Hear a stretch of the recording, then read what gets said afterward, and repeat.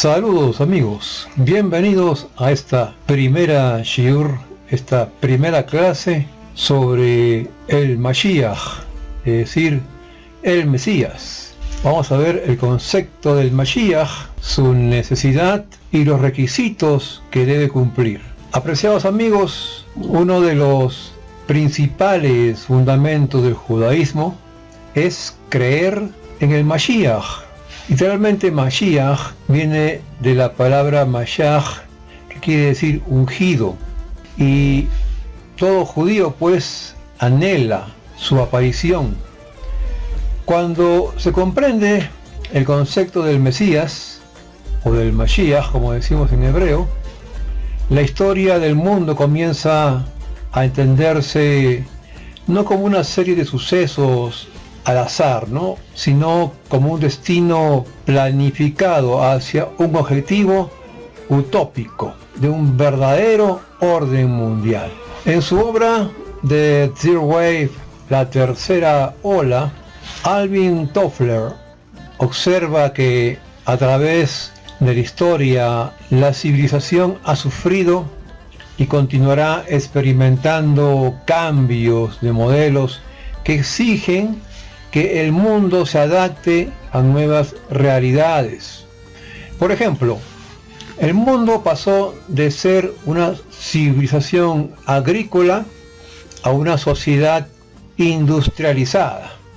Actualmente estamos en un proceso de transición hacia un nuevo mundo plano, ecogeopolítico, manejado por internet. Estas transiciones marcan los cambios mundiales, desde sociedades tribales a países organizados con sus respectivos gobiernos, de ser primitivos que buscaban comida entre los desperdicios a ser hoy productores mega industriales.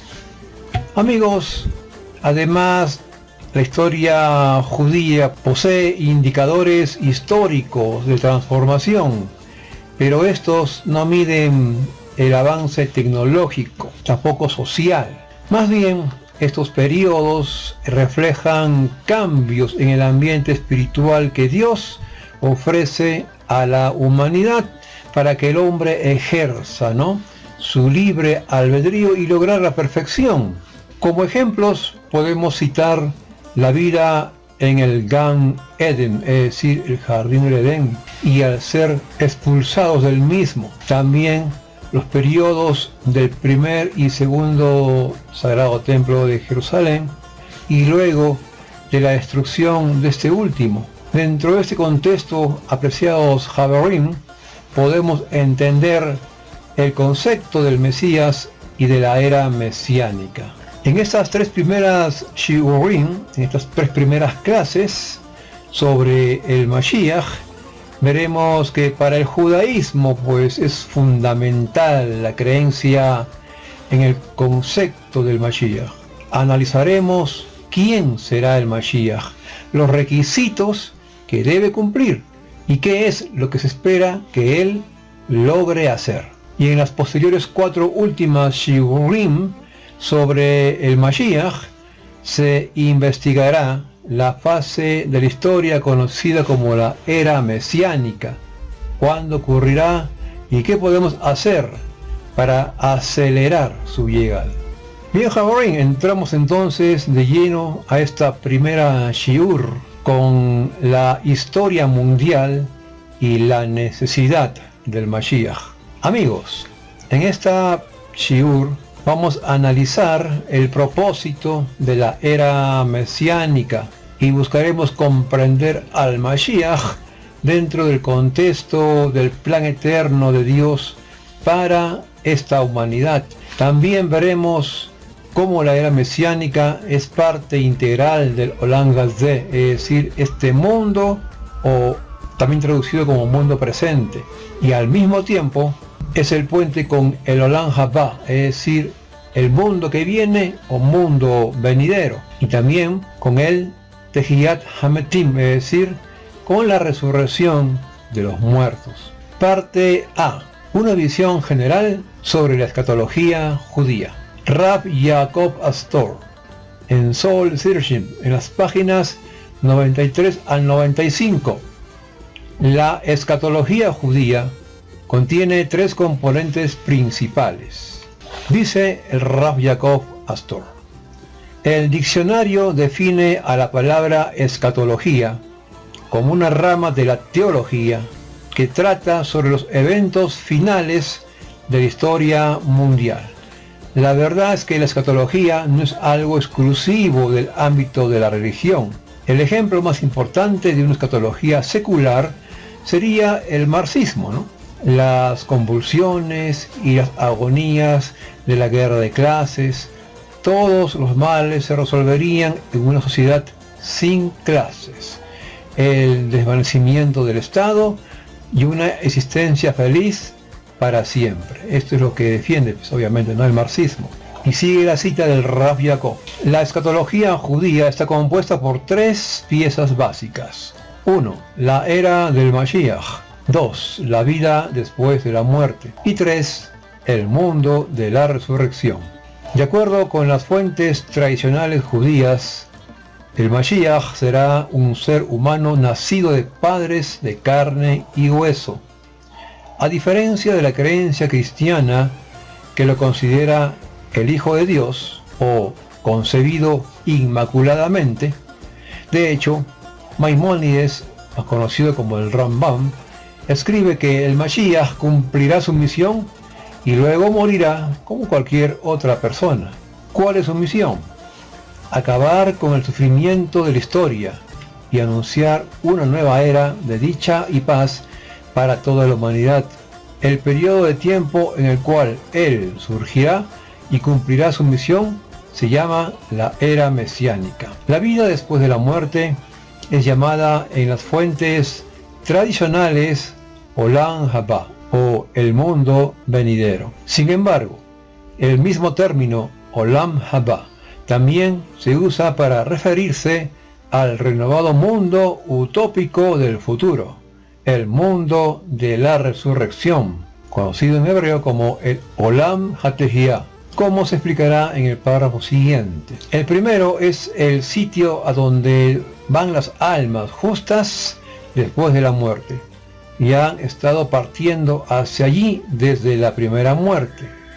Este lugar también es llamado algunas veces el mundo de las almas. Es un lugar donde las almas viven en estado incorpóreo, disfrutando del placer de la cercanía a Dios. En contraste, comenta el Talmud, que ningún ojo ha visto el mundo de la resurrección.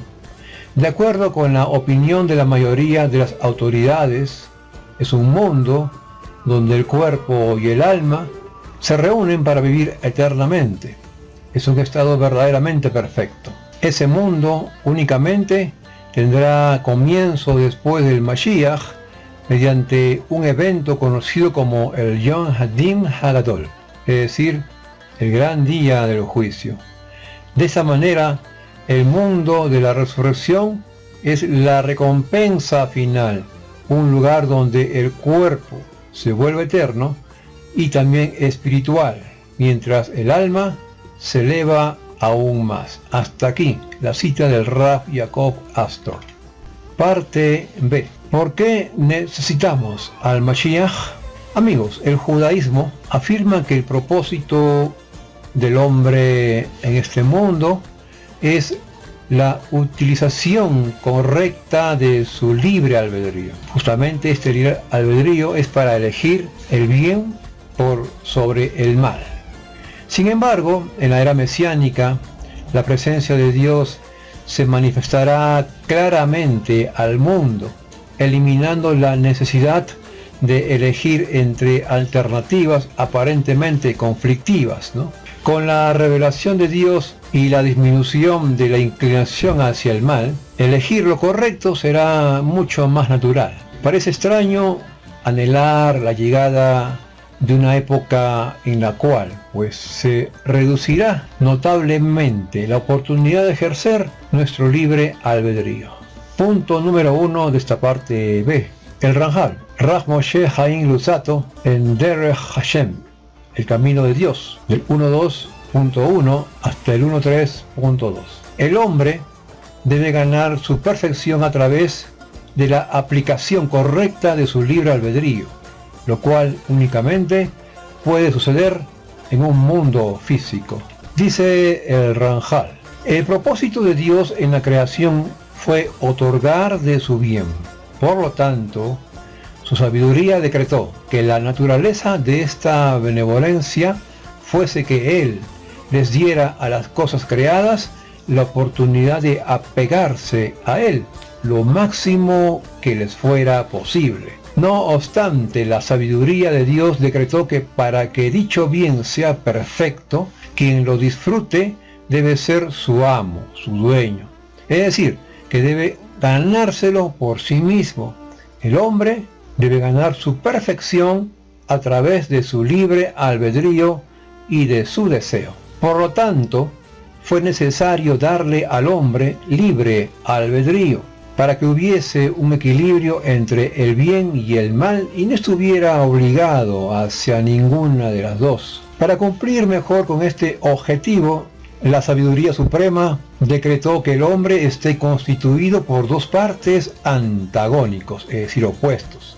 O sea, un alma espiritual pura y un cuerpo material y terreno. Cada uno de estos elementos impulsa al hombre hacia su propia naturaleza, es decir, que el cuerpo lo empuja hacia lo material, mientras que el alma lo conduce hacia lo espiritual.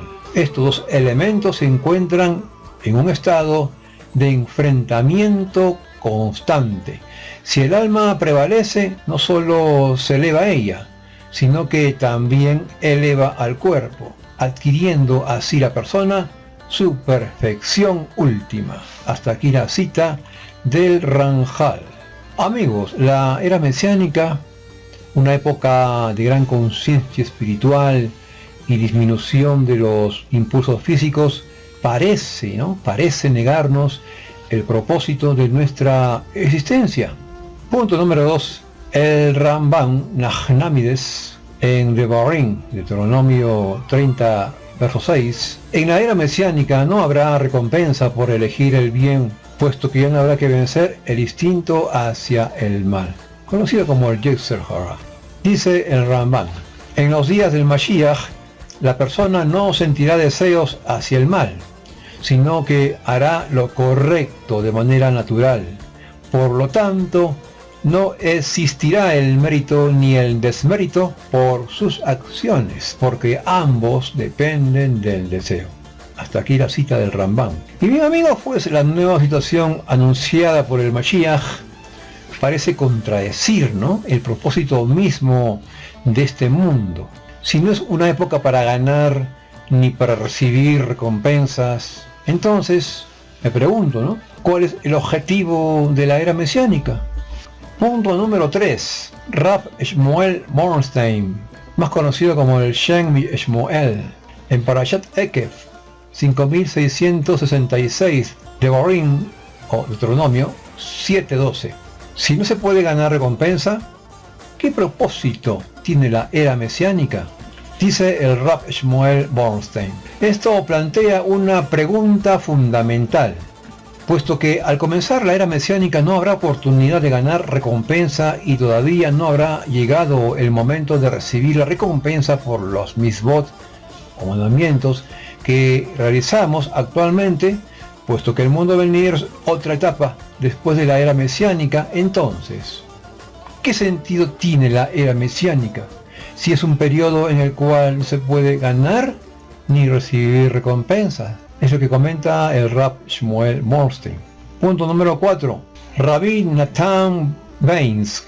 ¿Queremos al Mashiach ya? También basado en la página de aish.com. El judaísmo no afirma que seremos salvados. Dice Rabbi Nathan Baines. Necesitamos algunos antecedentes para comprender la peculiaridad de considerar a la llegada del Mashiach como un tema fundamental de la fe judía. El judaísmo no afirma la creencia de que el hombre pueda ser redimido o salvado por alguien, ni siquiera por Dios. Él nos puso en este mundo para redimirnos a nosotros mismos mediante el ejercicio de nuestro libre albedrío, eligiendo el bien y rechazando el mal. Todo el sentido de nuestra existencia en este mundo radica en que las condiciones que prevalecen lo convierten en un ambiente adecuado para la independencia humana. La presencia de Dios no está manifiesta aquí. En consecuencia, podemos elegir libremente sin que su peso opresivo nos agobie y así ganar nuestra recompensa en el mundo venidero, perfeccionándonos a través de nuestro propio esfuerzo. Por cierto, según el pensamiento judío, la llegada del Mashiach no tiene nada que ver con el mundo venidero, ni con el concepto de recompensa.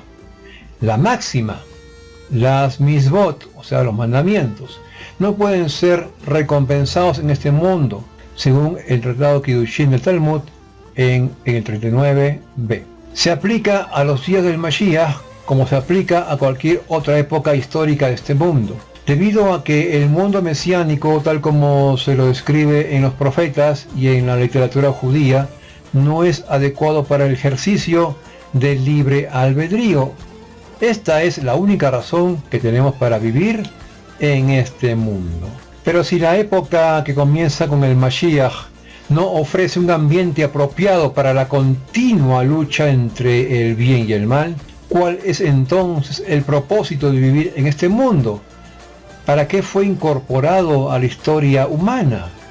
¿Por qué Dios no introduce simplemente el mundo venidero cuando el ejercicio del libre albedrío ya no haya logrado pues el grado necesario como para cumplir con el objetivo divino, en vez de prolongar la existencia terrena durante la era mesiánica, cuando ya no habrá posibilidad de ejercer el libre albedrío y no habrá ningún beneficio potencial? Parte C. El jardín del Edén y el árbol del conocimiento. Javerim, para comprender a dónde nos llevará el Mashiach, necesitamos entender primero de dónde venimos, del jardín del Edén, del Gan Eden. La decisión de Adán y Jabá, es decir, de Adán y Eva, de comer del árbol del conocimiento del bien y del mal, provocó que debieran abandonar el jardín del Edén, siendo necesaria la existencia de un periodo mesiánico para establecer pues el reconocimiento universal de Dios. Punto número 1 de esta parte C. El Ranjal en Derech Hashem, es decir, en el camino de Dios, 1.3.6 al 8. El pecado de Adán irrumpió el equilibrio entre el bien y el mal. Dice el Ranjal: cuando Adán fue creado, se hallaba constituido de dos elementos opuestos, el cuerpo y el alma. Su medio ambiente contenía tanto el bien como el mal, y él se encontraba equilibrado entre los dos, con la posibilidad de elegir hacia dónde inclinarse. La decisión adecuada hubiera sido escoger el bien. Si lo hubiese hecho, su alma habría prevalecido sobre su cuerpo y lo espiritual habría dominado sobre lo físico. Entonces habría alcanzado de inmediato la perfección, gozando de ella por la eternidad. Cuando Adán pecó, las cosas se alteraron radicalmente. Con el pecado se incrementó el mal, tanto en el hombre mismo como en toda la creación. Por lo tanto, el proceso para alcanzar la perfección se complicó todavía más. Hasta aquí la cita de el Ranjal. Punto número 2. Rav Eliyahu Dessler, el Michtan Me Eliyahu, volumen 3, páginas 210 a 211. El pecado creó la falsa percepción de que la realidad es física. Dice Rav Eliyahu Dessler: antes del pecado, Adán tenía el nivel para poder vivir en el jardín del Edén, que era, como ya hemos explicado, un estado de conciencia de la realidad de que la creación es espiritual y que lo material es simplemente una vestimenta que esconde la verdadera naturaleza de la realidad. Literalmente, él recibía su manutención desde el mundo espiritual sin ninguna confusión con el mundo material, tal como dijeron los sabios. Los ángeles le asaban la carne y le servían el vino, según Avot de Rabbi Natán 1.8. Pero cuando Adán pecó, introdujo dentro de él a la inclinación al mal, llevando al mundo a descender hacia un estado de oscuridad espiritual en donde aparentemente lo físico es la verdadera naturaleza de la existencia. Esta es también la maldición que recibió. Te ganarás el pan con el sudor de tu frente. Es decir, entró en un mundo que se oculta detrás de la naturaleza, de la causa y el efecto. Un mundo que oculta la mano de Dios detrás del velo de lo material. Hasta aquí la cita de Rav Eliyahu Dessler. Punto número 3. Rav Nathan Baines. Queremos al Mashiach ya, de Aish.com. El hecho de comer del árbol fue una afirmación de la naturaleza física de la existencia. El pecado de comer del árbol del conocimiento testifica la creencia de que las creaciones físicas tienen el poder para incrementar la fuerza de la vida humana. El hombre puede volverse más inteligente al beber el fruto de una entidad física tal como un árbol. Si la materialidad es meramente la capa exterior de la realidad, sin duda, esta es una proposición absurda. No puede existir ningún potencial en las cosas físicas que no llegue a ellas a través del mundo espiritual que es el alma. El alma nunca puede llegar a incrementar sus poderes espirituales a través de un aporte material. Por lo tanto, el hecho de comer del árbol del conocimiento con la expectativa de incrementar en alguna medida la inteligencia humana implica una redefinición de la autoconciencia esencial del hombre. Es obvio que el hombre debe ser primordialmente un ser físico. Si el hombre puede incrementar su capacidad simplemente ingiriendo algo que pertenece al mundo físico, entonces su ser físico debe ser la fuente de su fuerza vital y de su inteligencia. Solamente si la realidad se fundamenta en lo material, puede llegar a concebirse que existan potenciales ocultos en las plantas y en las hierbas que tengan la capacidad de mejorar la inteligencia humana. Hasta aquí la cita de Rav Nathan Baines. Él está aclarando que si nosotros dependemos de lo material, pues en todos esos elementos que él menciona aquí, pues estaríamos más que suficientemente inteligentes, con un potencial de elevación grande. Pero lamentablemente las fuerzas físicas, apreciados amigos, lo físico no es lo real. Según la Cábala, lo físico no existe. Existe lo eterno, que es lo espiritual, la parte del alma. Parte de Tikkun Olam, reparación del mundo. Apreciados amigos, el objetivo de nuestra existencia en el mundo posterior al jardín del Edén es llevar tanto al mundo como a nosotros mismos de regreso hacia ese estado original de sensibilidad espiritual. Punto número 1 de esta parte de el Ramjal en Dvar Hashem 1.3.8. Debemos regresar al estado que existía antes del pecado de Adán. Dice el Ramjal, el esfuerzo requerido para adquirir la perfección es doble. Primero, la persona debe llevar al mundo y allá misma de regreso al estado en el cual existían antes del pecado original. Solo entonces la persona puede llegar a elevarse desde ese estado hasta el nivel de perfección esperado. Hasta aquí la cita del Ramjal. Punto número 2, Rav Eliyahu Dessler, Michtan Me Eliyahu, volumen 3, páginas 210 al 211. La manera para poder regresar al jardín del Edén es cultivar la conciencia respecto a que la realidad es espiritual, dice Rav Eliyahu Gessler.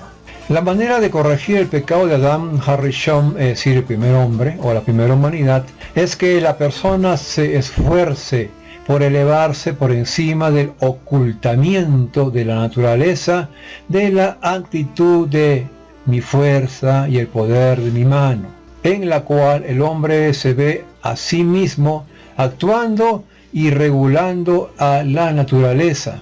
Debe llegar al reconocimiento interno y claro de que la verdadera naturaleza de la existencia es espiritual, de que sin ella lo material no tiene una existencia propia y que solamente fue creada como una prueba para la humanidad. Amigos, estamos viviendo un espejismo en lo material. Consejo: no te apegues a lo material, apégate al eterno, a lo espiritual, a lo que es para siempre. Punto número 3. Rav Nathan Beis. Queremos al Mashiach ya en aish.com. El Mashiach nos devuelve la claridad del jardín del Edén y nos otorga una oportunidad para corregir el pecado de Adán y Javá. Dice Rav Nathan Beis: el hecho de que el hombre haya fracasado en la prueba no altera pues la definición de su tarea. Para poder llegar al mundo venidero, aún es necesario pasar la misma prueba original y reconciliarse con la idea de que por la eternidad la persona depende de Dios. Pero el pecado de Adán creó un obstáculo mayor. Para poder superar su prueba, el hombre debe regresar primero a la clase de autoconciencia que tenía en el jardín del Edén antes del pecado. La función de la era mesiánica es el logro de esta clase de autoconciencia. La conciencia de la existencia de Dios, que era el sello distintivo de la conciencia humana en el jardín del Edén antes del pecado de Adán, es precisamente equivalente a la claridad de la visión de Dios que tendrá el hombre en la era post-mesiánica, es decir, después del Mesías. Punto número 4. Rav Nathan Beis también nos dice, basado en el Maharal de Ner Mitzvah en la sesión número 1, los desafíos espirituales de la historia judía marcan el proceso de llevar al mundo de regreso al estado existente antes del pecado de Adán. Para corregir al mundo, dice Rav Nathan Beis, primero debemos encontrar de alguna manera la forma de liberarnos de la idea de que existe alguna clase de realidad en la que podamos ser completamente independientes de Dios y tener pleno control sobre nuestro destino. Debemos reconocer que la elección de definirnos como criaturas físicas falló en su mismo objetivo. El proceso histórico de los 4 exilios, al que también se refirió la visión profética de Bil'am, es decir, Balaam, en Bamidbar, es decir, números 24, 17 al 24, fue diseñado para cumplir con este objetivo. El primer exilio, Babilonia, se refirió al poder de la conquista. Babilonia conquistó al mundo civilizado a través de la fuerza de las armas, cuando su poder simplemente se desvaneció. Quedó pues claro que la mera fuerza militar no es suficiente para que el hombre sea independiente. El siguiente exilio fue el de Persia.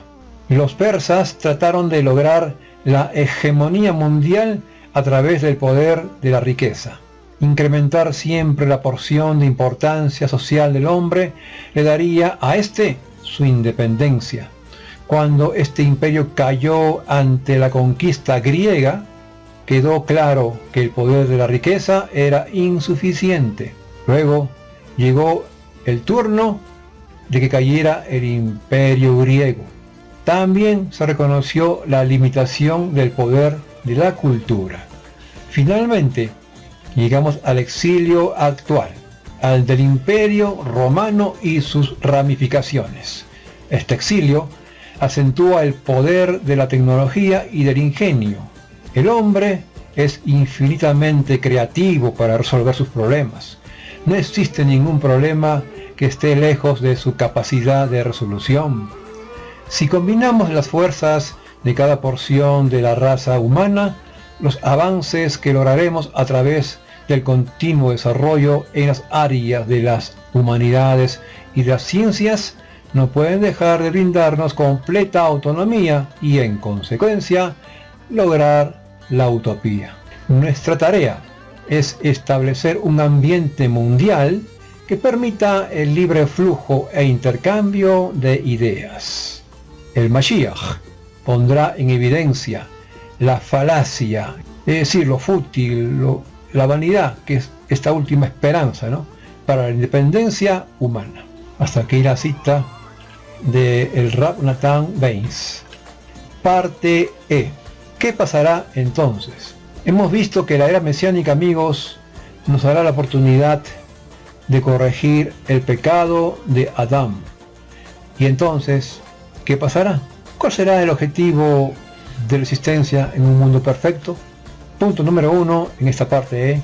El Ramjal en Da'at Tebunot, número 44. El objetivo primordial de Dios no son el castigo y la recompensa, sino la perfección universal del mundo. Dice el Ramjal, como lo prueban las escrituras y las palabras de nuestros sabios, llegará un momento en el cual el hombre se despojará de su libre albedrío y ya no habrá mal en el mundo. Si es así, el objetivo de la creación no es el castigo y la recompensa, sino más bien la perfección universal de la existencia. Punto número 2. El Maharal, el Netzach Israel, capítulo 27, en la era del Mashiach completa y perfecciona la creación. Dice el Maharal, los últimos 2000 años de los 6000 años de la historia son los días del Mashiach, según también un tratado del Talmud que es Avodah Zarah 9a. Esto significa que hacia el fin del tiempo será el momento más apropiado para la llegada del Mashiach y para que tenga lugar la era mesiánica, porque el final es la terminación, la completitud. Y sigue añadiendo el Maharal. En otras palabras, todo lo que ocurre al final de un proceso es la finalización y la perfección de ese proceso. Por lo tanto, el final del tiempo está designado para la llegada del Rey Mashiach, porque él llevará a todo el mundo a su perfeccionamiento. Todo el mundo se unirá en cuanto que todo el mundo se completará y perfeccionará. Por lo tanto, es apropiado que el Rey Mashiach, quien va a completar y a perfeccionar todo, llegue al final del tiempo, porque ese es el momento más adecuado para la finalización y el perfeccionamiento. Hasta aquí el comentario del Maharal. Punto número 3, y para ir culminando esta primera shiur. Rav Yitzhak Berkovitz, Jerusalén. A pesar de que la llegada de la era mesiánica restringirá nuestro libre albedrío y conlleva un sacrificio en el crecimiento que aún podemos llegar a obtener, de todas maneras, nosotros la anhelamos por la gloria y el honor de Dios. Dice Rav Yitzhak Berkovitz, después de la redención ya no habrá más desafío, porque la claridad será casi absoluta. Entonces, puede parecer que pedir la redención se oponga al objetivo mismo de la vida. Parece una gran evasión, como si dijéramos suficiente con este trabajo de tomar elecciones difíciles. No pedimos la llegada del Mashiach para cubrir el descubierto del banco o para aclarar todos nuestros dilemas.